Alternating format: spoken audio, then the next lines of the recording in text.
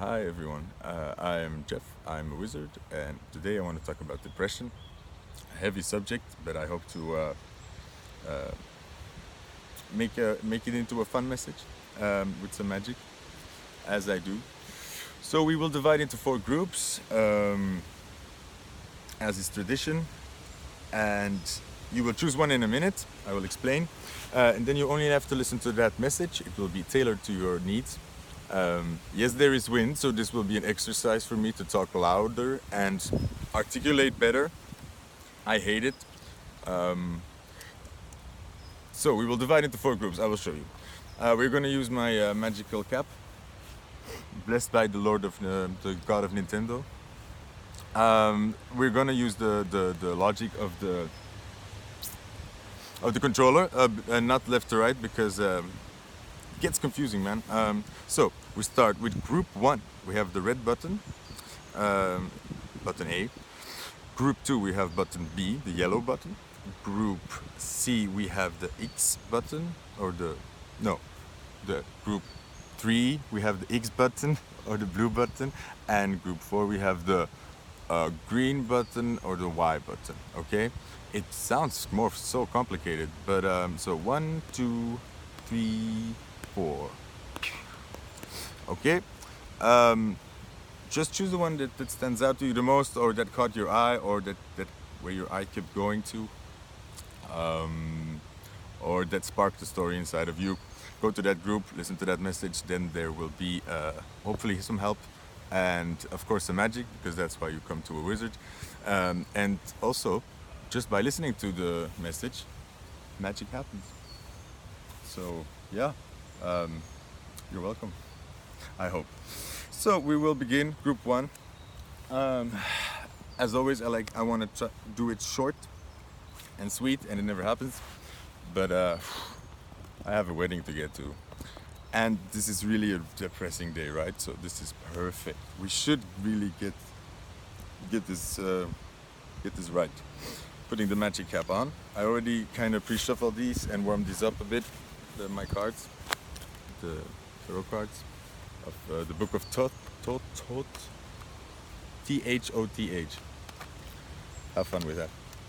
So, group A, the red button. Group 1. Let's see. Okay. Yeah. Okay. I want to make it light and mostly helpful, straight to the point. I don't want to wallow in the muck too much, because, and that's why I feel like this is group 1. These are like people who are just checking the video out, or who are not familiar with the system and are just seeing what happens, or people who never figured out that there are timestamps below in the description box, and that you don't have to wait until it's your turn, or people who want to get straight to the point. Yeah, group 1, give it to me, right? Red, fire, straight to the point. So, depression, people, is not actually that complicated at all. To put it in a very general term, because I hate semantics, we can discuss the definition of every word, and therein lies most of the problems in the world, and also the problems in the way we talk with our feelings. Okay, depression is simply a state of sort of non-flow. Nothing is moving. It's a state of futility, which I find is a very good way of looking at it. It is, you are refusing to see that a situation is futile, and there's no point in staying there, like at a closed door or at a closed gate, and yet you stay there. So you are in a non-movement zone, a situation that will never get solved. So you don't move. But to put it more in a way that I hope people will relate to, is it is a state of nothing feels good. Nothing feels satisfying in a basic level, right? We're not talking about luxury problems here. It's the taste of food. You don't want to do it anymore. Exercising doesn't feel nice anymore. You're too tired. Your hobbies seem dull. You're not really paying attention to the TV anymore or to the games you're playing. Your mind seems to wander. Time seems to stop. There's a sort of tension, but you can't put your finger on it. It's a nagging or it's a pressure. Um, it can be a buzzing sort of feeling, like a static radio. Um, and for I've had it a long time, a long time. So that was the scary part, is to see that I had to see how well I had learned to cope with it, and how well I had learned to manage an entire life around being depressed.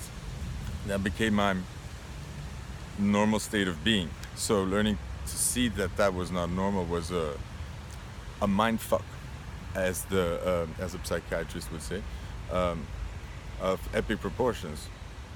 However, since a long time, I feel like that period of my life is behind me. Um, in a way that for me, a depressive state really has become. When I become depressed, I feel it now really as a state of non-flow. Nothing jives right, nothing feels right, nothing inspires me. I have no energy. I don't want to listen to music. That's a big trigger for me. And I've learned to recognize that state of being very acutely, and or I try to, when I feel it. It's simply, I have to backpedal to where did I come into conflict with my feelings? Where did I suppress something? Where did I talk over something? Um, like different different voices, different sides in your head, or your emotions, like your heart versus your mind. In this case, um, where did I get off track, so to speak? Um, and when I find that place and I correct what happened there, or I just think about what happened there, it's back on. It's like the color is back in life. Music feels really good again. I can be sad if I want to be sad, or happy if I want to be sad. See, it's not about being sad. It's about not feeling. It's about not functioning. It's about having no energy because you have no motivation, because there's nothing to do or you don't want to do anything about it. It's a state of no action in a very and it's for me, I've learned to see it as a really strong signal from internally, like something something bad is going on inside, um, and you are not dealing with it. That's another very general, hardcore way of saying it. Okay. Um, there's no point in arguing about the definition of the word. If you think you are depressed, if you think you're suffering from this, then yes, probably you are. So, and if you really feel like this, then why? You should do something about it. If you think you have it, you should talk about it. Okay, and not. This is the important part. Not to see if you have it or not. That's not the point. It's not about the diagnosis. It's about understanding when you are feeling sadness or grief or melancholy, and there it becomes tricky because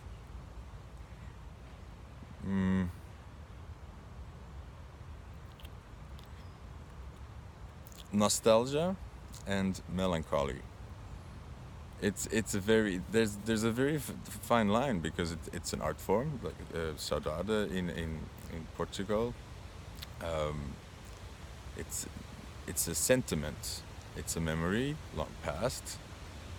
This bittersweet feeling. However, there is also a state of um, what's a better word? Bitterness.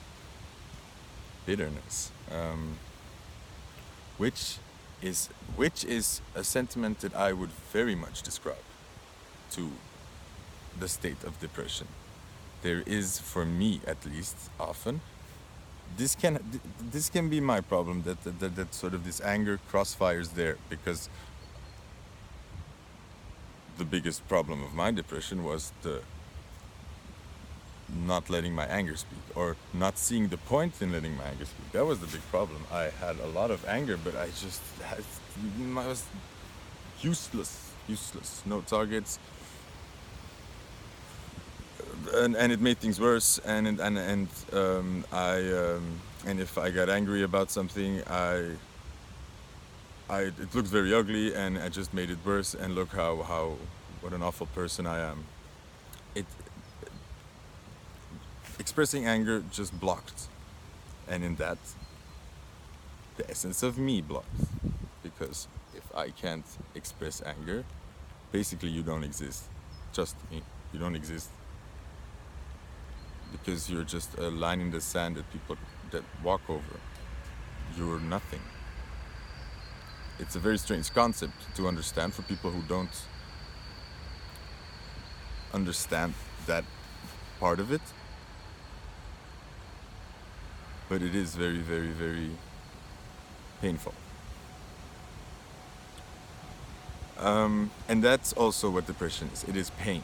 And I feel like I need to say that here a couple of times. Depression is pain. You're in pain. You're in constant pain. It's a cry for action, a deep, intense cry for action, and a more overwhelming feeling of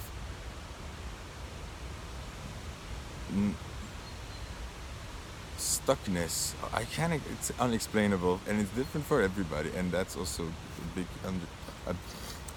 a big problem that we already face when we talk about this issue, is that people just experience the world differently. People's brains are hardwired just pretty much the same, but the circumstances and our DNA determine a bit how we use our equipment, or have different installments, I don't know, just a variety, which makes us experience the world and build up the world in our head in a different way, and also translate emotions or express emotions.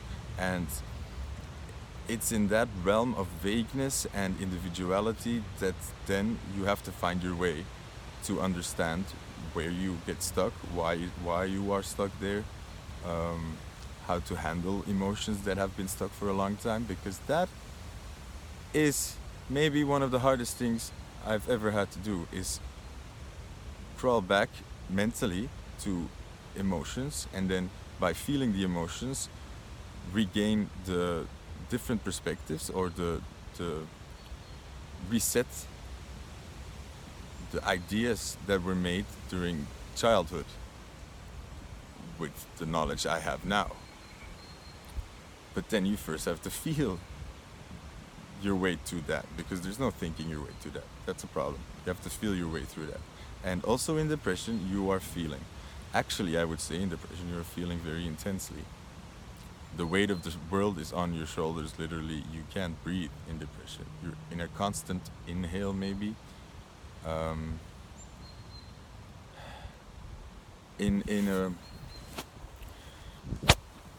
Or you're just in an apathy. I like the shines though. Should we keep the shines? I'm going to keep them for now.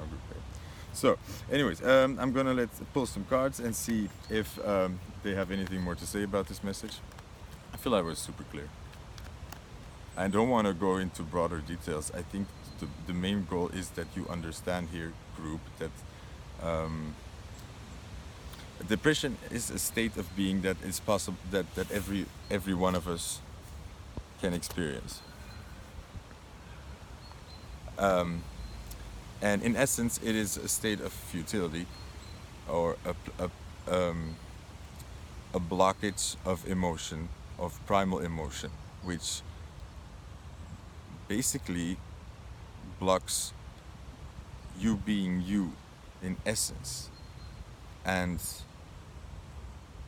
it's like the world never sees you, so you feel like you don't have weight, or you feel like there's no point, a hopelessness, a despair. And that is, and I do have to say it here as well, the um, the if you want to test if somebody has suicidal thoughts, if they want to kill themselves, um, I'm going to give you some short, good tips here. A, a big question you need to ask always is there hope? And not in a quick checkup kind of way. I really need you to feel your way into somebody and try to stand in. It's like try to see what they're thinking. Like try to understand them in their reasoning,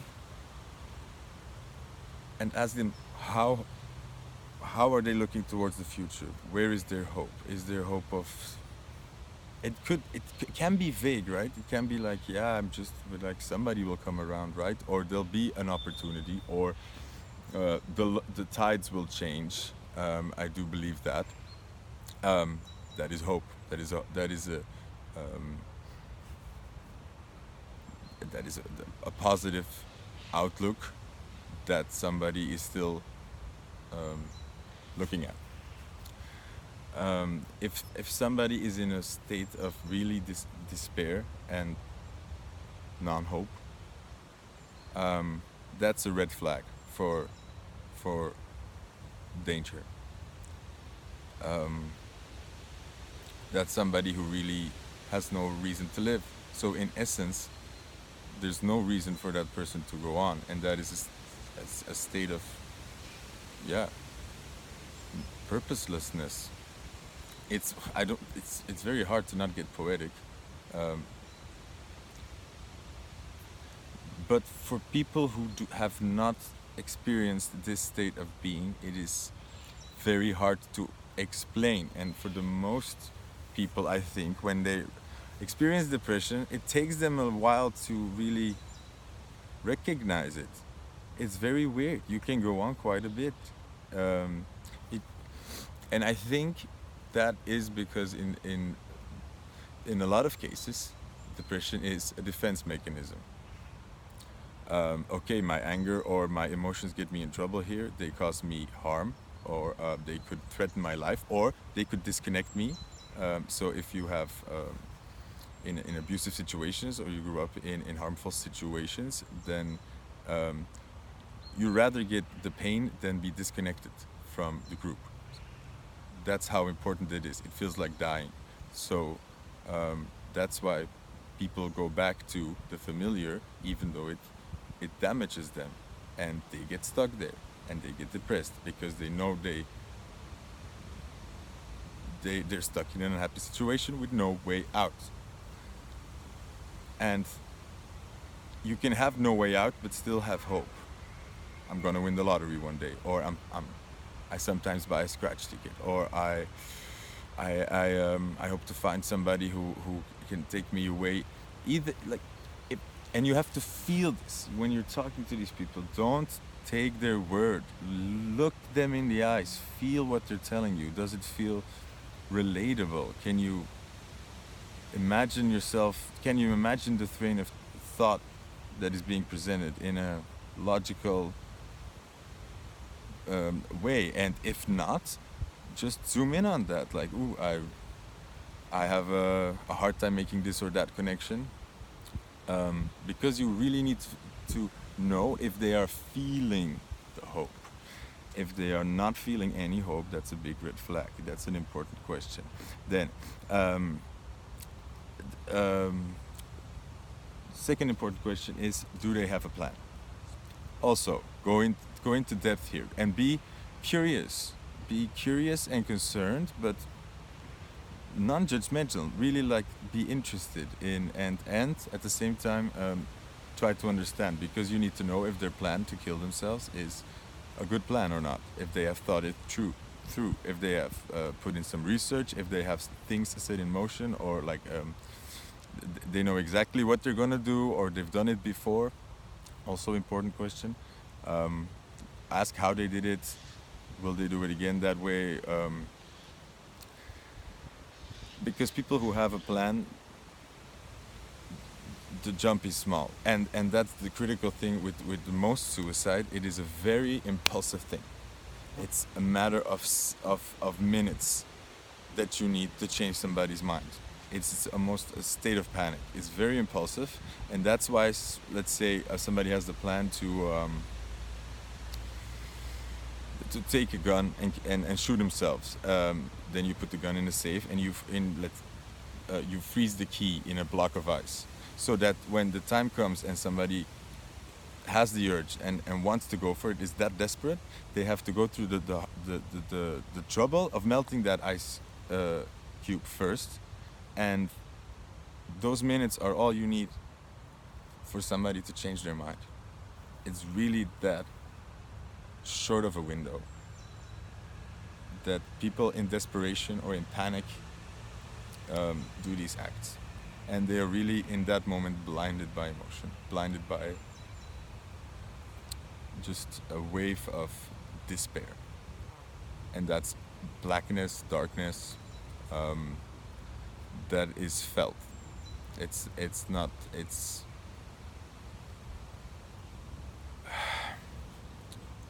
like a tunnel that just keeps going, and yet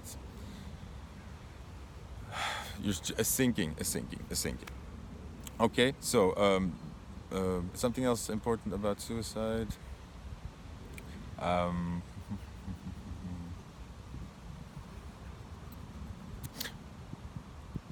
When you talk about suicide with somebody, really put the option on the table that killing yourself is an option. Really discuss it as an option. Don't judge it, because it is for that person in this situation, with the outlook, with the way they are feeling, what their body is telling them all the time, 24/7, while they're not sleeping, not eating, not thinking, not having fun, not doing anything. They're getting all these signals, and it will drive you mad. And you'll try different things to cope, but you will adapt to that because there's no point. So what is the point? And usually when you start coping, you go up and down, because these things actually give you a purpose. So you are living for something, and then that falls away, and then you go back. But the truth comes harder and harder, that you can't run away from the huge black hole inside you. And wanting to step out of this life becomes a logical option, and it needs to be discussed as such. And when somebody says, I want to kill myself, going into defense, saying, no, of course you don't, you have so much to live for, or you shouldn't say that, is not good. You should really respect what somebody's trying to say, because they are saying, I don't see a way out. And you have to acknowledge that and take that in and really look them in the eyes and say, I hear you. Okay, so Group A, that was short and sweet, right? My ass. Fuck. Thank you. Group B. Group A, I did not pull any cards, so I'll pull one card. Let's pull one card. 1, 2, 3, 4. So we have the Page of Swords, upside down, Group A. So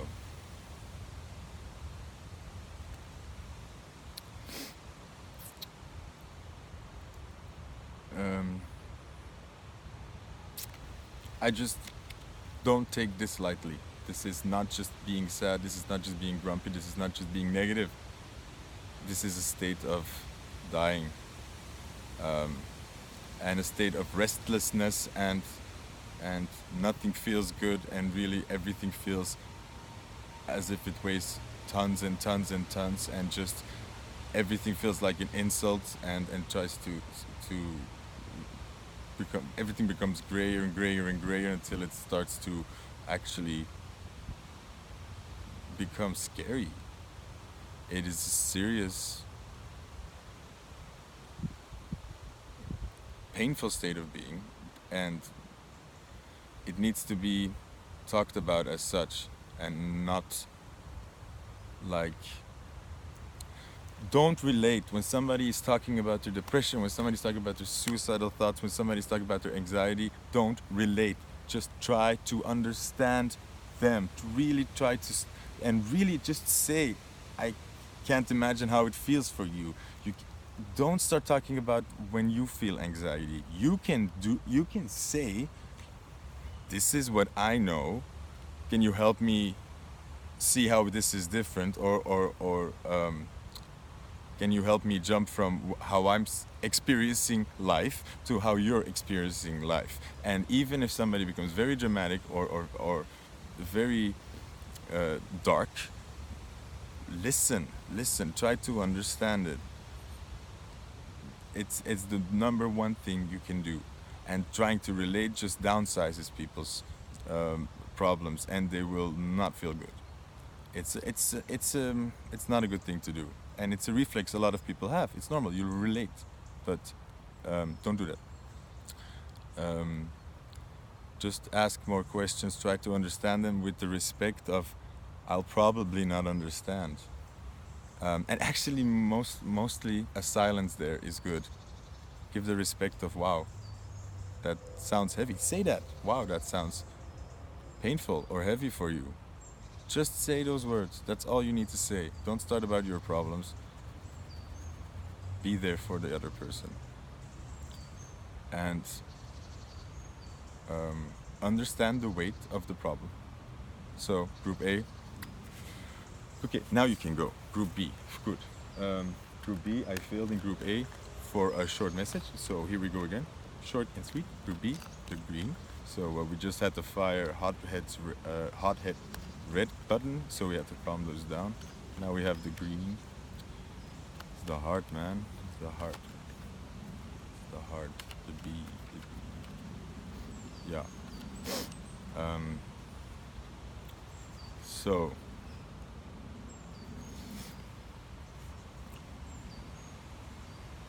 essentially, when what our heart desires becomes unattainable or unfulfillable, you will experience a state of depression, a state of there's no point to this, and a loss of appetite for life in general. Usually,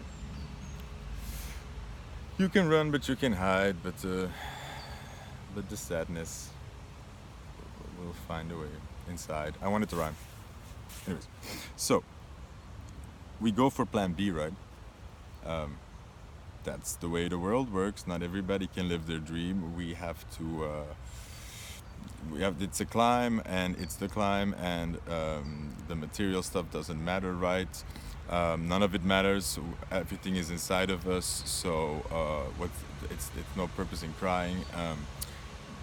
A lot of us, we stop trying for plan A because it's painful.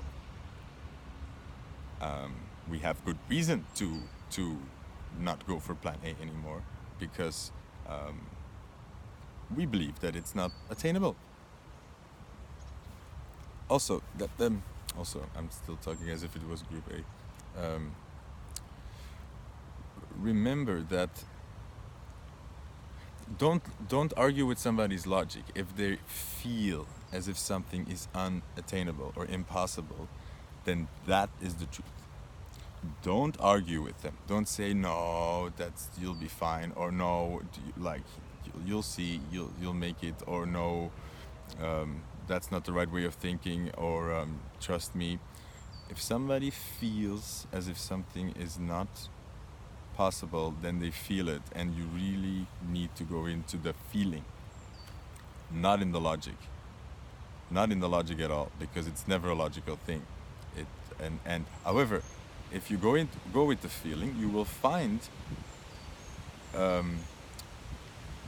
flawed logic in somebody's thinking, in usually a little bit deeper, because your mind thinks in reflexes, and a lot of those reflexes we made when we were children.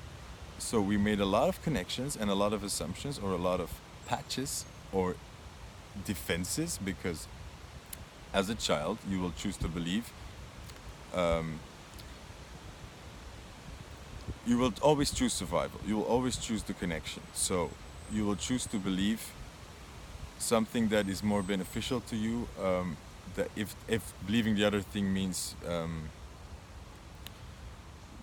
your survival is at stake, or you will never feel safe. So you will choose to believe a lie so you can feel safe, or you can cope.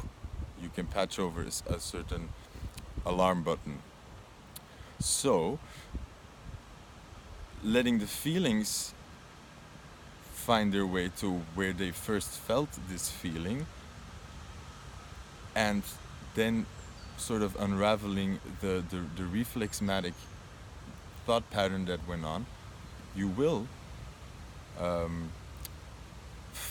and usually it just happens by saying it out loud or writing it down. You don't actually need to point the patient out on it. A lot of therapists will argue that it's the patient that needs to arrive at the logic himself, because otherwise there needs to be the aha moment where you write down a statement or you say it out loud, and because for the first time since many years you say it out loud, you hear like, oh wait, that is a black and white representation of, or that is a weird assumption to make, or a weird um, a sharp angle to make, or something. They will realize that the basis of a lot of their despair or pain is coming from a false assumption, or a wrong idea. And you could argue that most of our pain is actually retraceable to flaws in logic, that and we can retrain our brain to work more and more harmoniously with the way the world works, and go back and fix reflexes that we are making that cause us to see the world in a more negative way than it is, or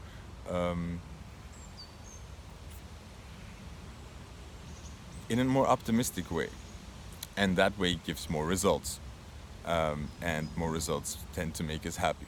That's just usually how it works, and we usually are the happiest when we get when we get what we really are dreaming of, or what really makes our heart beat faster every time you're dealing with it. And it's a sappy thing to say, but we all sort of have this thing, or these things that just make us really happy, and that we've always kind of wanted. And it's always a very sad story when that dream gets interrupted, or gets pushed aside, and those people tend to learn about depression. And the magic you need is just to realize that,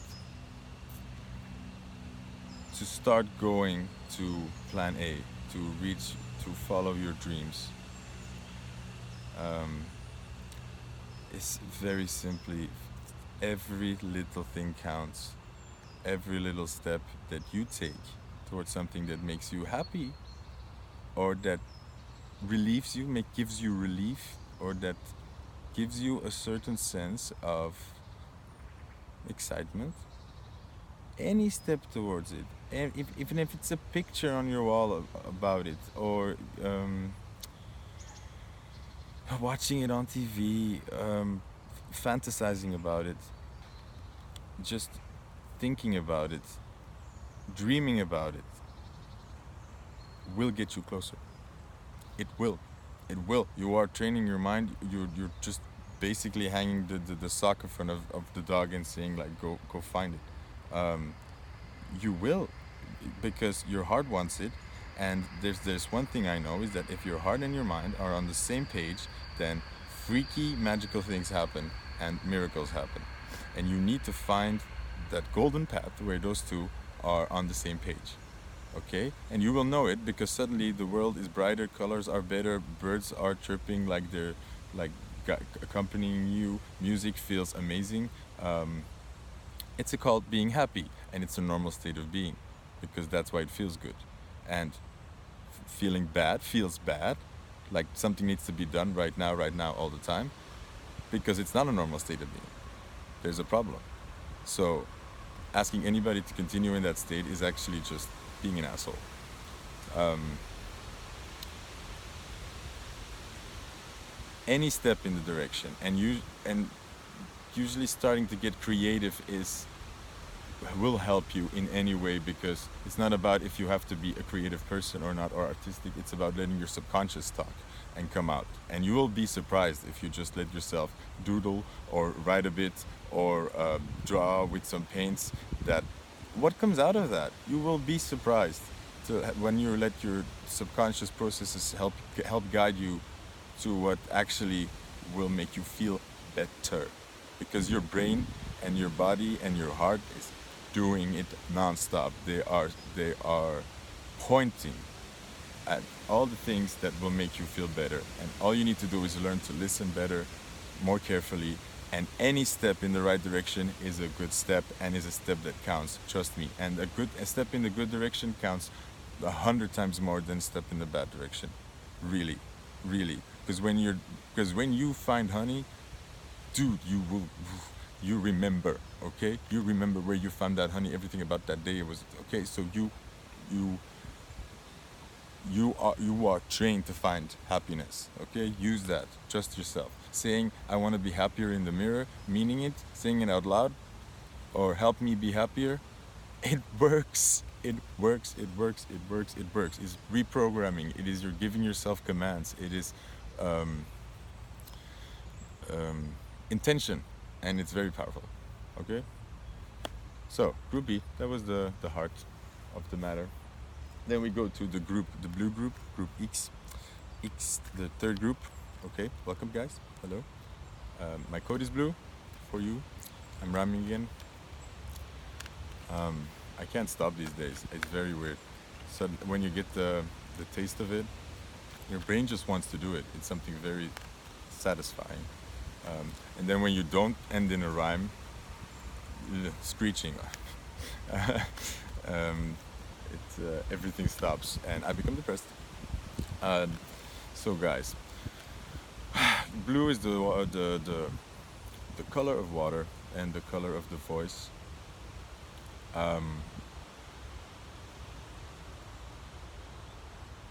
So not having a voice will make you depressed because it's basically not being. And having a voice is reacting to your environment, okay? That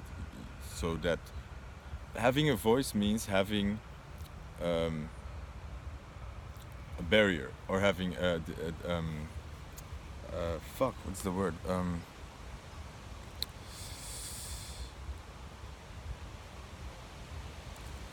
Boundaries. Damn, that took me a while. So it's having boundaries. Very simple, so that when somebody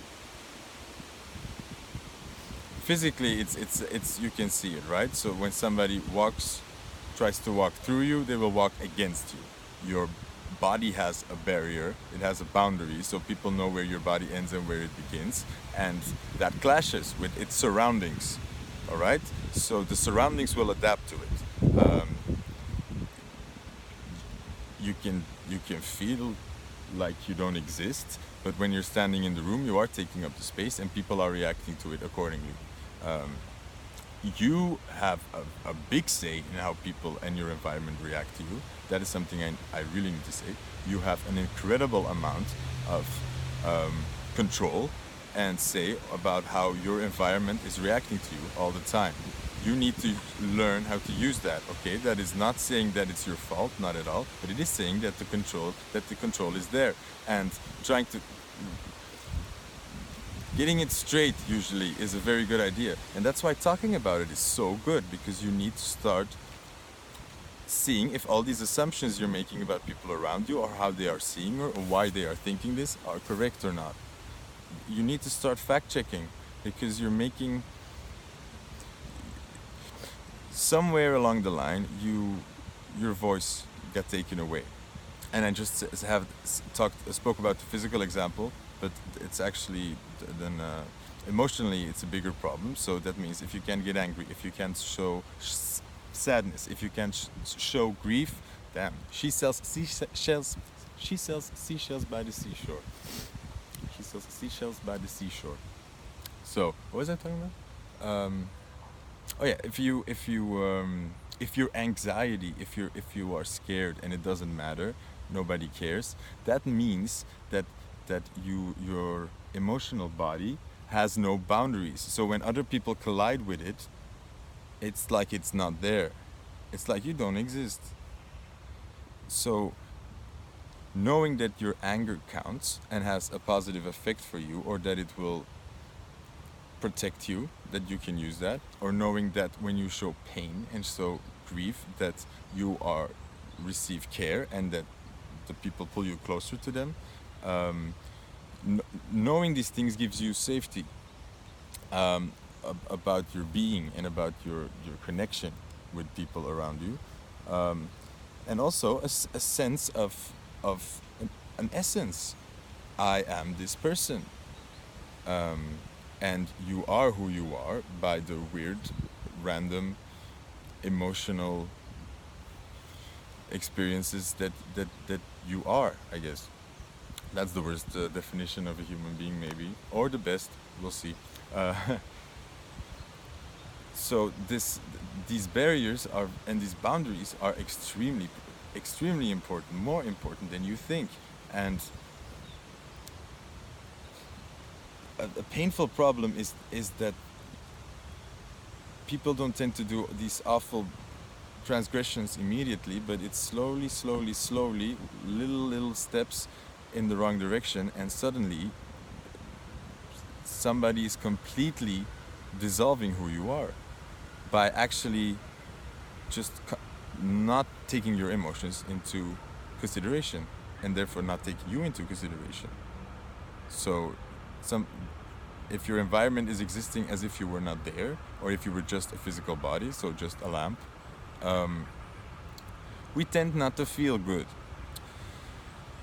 And that is not our fault, usually. No, it's never our fault, of course. Why would we do this to ourselves? It makes no sense. So it's not our fault, but we have control over how we fix this, because we determine a very great deal about how people react to us and how they respect our boundaries. And it all starts very simply by thinking about it and just thinking about it, trying to see where you let other people make you feel uncomfortable, or where you feel unheard. Start just by paying more attention to what is happening around you, and try to understand yourself. Bit by bit, you will unravel and this problem, and you will reestablish these boundaries, and you will see that the way you've been looking at people, you've been taking over a very negative pattern and been like copy pasting it over other people and making assumptions, and you're making your world a lot more negative, or you're repeating a negative cyclist that doesn't need to be repeated. So there's a lot of like slow searching that you need to do, but just any step in that direction will put you on that path of learning how to find yourself again. That's it, how to find yourself again. Because look, there are no guidebook for this. Everybody's boundaries are different, and there are base settings that do need to apply, but for a big strong man, he has different physical boundaries than a small child. You know, they will look at the world differently, and just because of who they are, their environment will react differently to them. So everybody is in their own movie, all right? And we need to really respect that. So there's never one truth. There's always your experience and the other person's experience, okay? And then even if you didn't mean bad, even if you were like really trying to be positive, but somebody else feels bad, you need to try to understand what they're saying, because it could be something you're doing systematically and making people feel bad while you're trying to make them feel good. You would want to know, right? So when somebody says you made me feel bad and you say I didn't mean to, you still made them feel bad. That still happened. That's a reality that that person lived in. So in her reality, you were a jerk, but in your reality, you were just a good guy. And there is no right or wrong.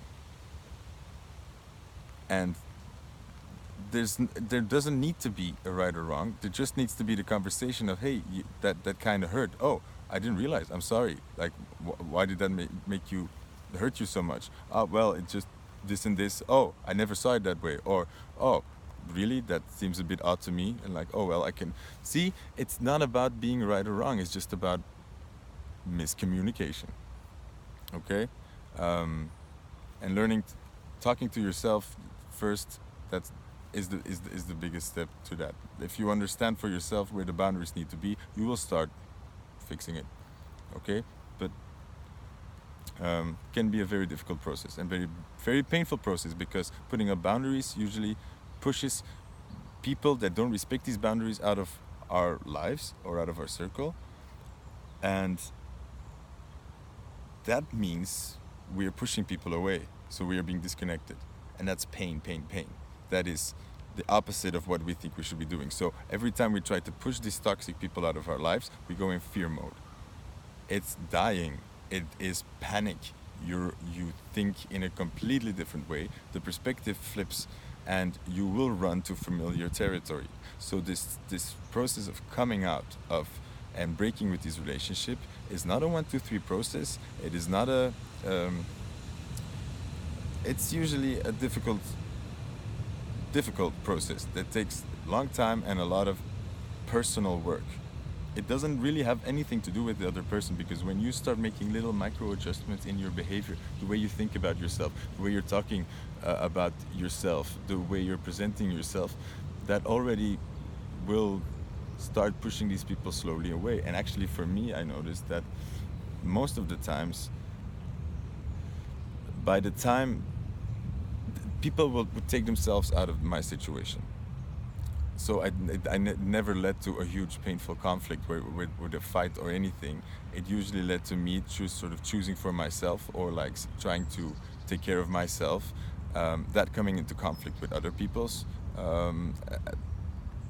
priorities or what they want, just coming to conflict. And then if that's a problem, and then people see that you're not going to accommodate them anymore, and they choose to then exit the situation, or just like show you in a message that they're done with you or whatever, they just fall away. It's still painful, but these things play out naturally if you just focus on yourself. So that's my tip. Okay, all right, group 3, the voice. Find your voice, sing, speak, write, be angry, and practice anger, because if you haven't been angry for a while, you are a volcano, and that explosion is going to be intense, and you will lose control, and that's scary. Oh, I have to draw cards. I have cards. I have magic cards, and I'm not using it. Okay. 1, 2, 3, 4, 5. All right. So we've one card for group 3. Ooh, battle. Again, the blue. You see, blue, battle. Yeah. It's a battle cry, guys, for your voice. It's a battle cry for yourself. Not having a voice means not existing. So you can be scared about it, but there's no choice. You fight or you die anyways. You have to fight for your right to exist and to have boundaries, and have your surroundings respect you and react to you, and in that way you can you can connect with the world and live, because without it, it's no state of living. You are disconnected, and it's painful. It is extremely painful because we are hardwired to get there. It is survival. It is the emotional brain. We need cuddles and kisses. Yeah. All right. So go to battle, but every problem you have outside is playing internally. Start internally. You don't need to put yourself in harm's way. You don't need to fight with anybody. You don't need to. That's never the solution, okay? The problem always exists inside of you. Figuring that out slowly, making peace with those parts of inside of you, or making peace with what is mirroring, will make the outside dissipate. Will make the outside problem dissipate. It's a bit of a they influence each other. Look, too deep.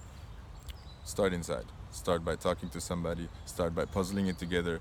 Take a journal. Start writing your thoughts down every day, or how you feel. And trust me, this evolves, and it becomes cool. And you find a friend in yourself that you really need, because you find yourself, and he has or she has a lot to say. Or yeah. Okay. Thank you, Group 3. So, Group 4, the why people. I feel like you're the special people, the special cases. I also feel like you don't need that. Like you're not rookies to this. You know what depression is. Okay, so I got the universe in reverse, Group 4. Group 4, I'm going to keep it very short because it's raining, and the video has been way too long already.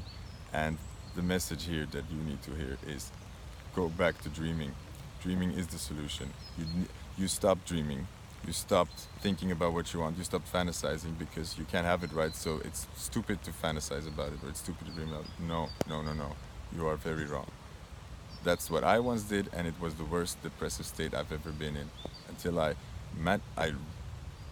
luckily realized years and years ago that actually my dreaming is the way out of this. And it was. It really fucking was. So dream big, be free in your head, be free in your imagination, start writing down any fantasies. And that's how I healed a lot. I was so unhappy with myself, I couldn't imagine, okay, this is gonna be special effects. I was so unhappy with myself that I couldn't really even imagine being in my body, in my imagination. So in the beginning, I just imagined a guy, like the guy that I would like to be, and I just used him in my stories. And slowly, I started having fun with that in my head. And then slowly, that gave me a lot of freedom, and I started making it more myself, or like the myself I would like to be, so it became me. And then after a long time, I started going into my body, in my fantasy, so I started living it from a one-person point of view. But the point is, dream and dream big. Don't stop. You're allowed. It helps. Yes, it may be painful, but that's because you want to believe that it's not possible, and that's what's painful. You stopping yourself from dreaming or from going for it.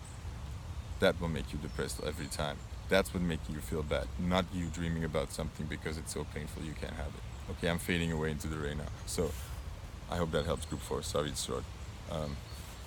Stay strong. Be brave.